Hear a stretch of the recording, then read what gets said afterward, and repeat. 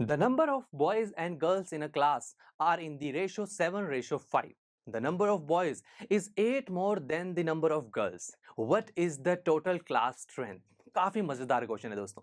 यहाँ बात की जा रही है एक किसी क्लास में बॉयज और गर्ल्स के जो नंबर्स हैं उनकी रेशो हमें गिवन है 7:5। फिर हमें ये भी बोला गया है कि जो नंबर ऑफ बॉयज हैं वो 8 ज्यादा है नंबर ऑफ गर्ल्स से। और अब हमें पूरी क्लास की स्ट्रेंथ बतानी है, यानी कि पूरी क्लास में टोटल नंबर ऑफ स्टूडेंट्स कितने हैं। तो दोस्तों देखिए, अगर मैं ये निकाल पाऊं कि मेरी क्लास में नंबर ऑफ बॉयज और नंबर ऑफ गर्ल्स कितनी है, तो मैं लास्ट में दोनों को ऐड कर दूंगा तो मुझे टोटल क्लास स्ट्रेंथ मिल जाएगी ना। तो फिर ऐसे ही करेंगे। अब नंबर ऑफ बॉयज और नंबर ऑफ गर्ल्स निकाले कैसे? इससे रिलेटेड एक इंफॉर्मेशन हमारे पास है कि number of boys and number of girls की जो रेशियो है वो 7:5 है। अब रेशियो से अगर कुछ एग्जैक्ट या फिर कुछ इंफॉर्मेशन मुझे निकालनी हो तो हम क्या करते हैं? यस यू आर राइट, हम इस रेशियो को किसी एक कॉमन वेरिएबल से मल्टीप्लाई कर देते हैं। So let's say number of boys हैं 7x और नंबर ऑफ गर्ल्स हैं 5x। तो यहाँ पर x एक कॉमन वेरिएबल है।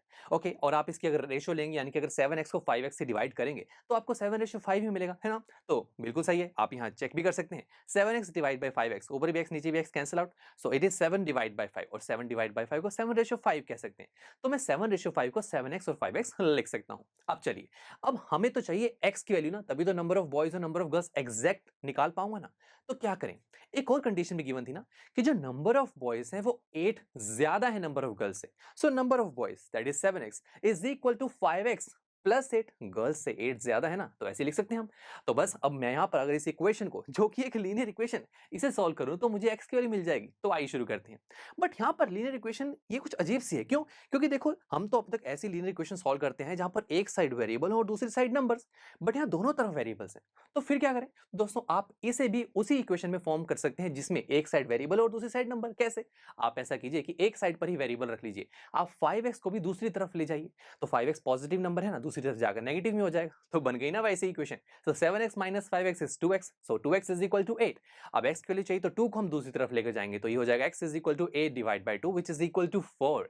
तो अब बताइए नंबर ऑफ बॉयज कितने होंगे? जो कि थे 7x, x की वैल्यू को 4 पुट कीजिए तो ये हुआ 28। इसी तरीके से नंबर ऑफ गर्ल्स क्या हो जाएंगी? 5x था ना, तो x की वैल्यू 4 पुट कीजिए तो ये होगा 20। सो ये पूरी जो क्लास में नंबर ऑफ बॉयज है 28, नंबर ऑफ गर्ल्स है 20, तो टोटल क्लास स्ट्रेंथ क्या होगी?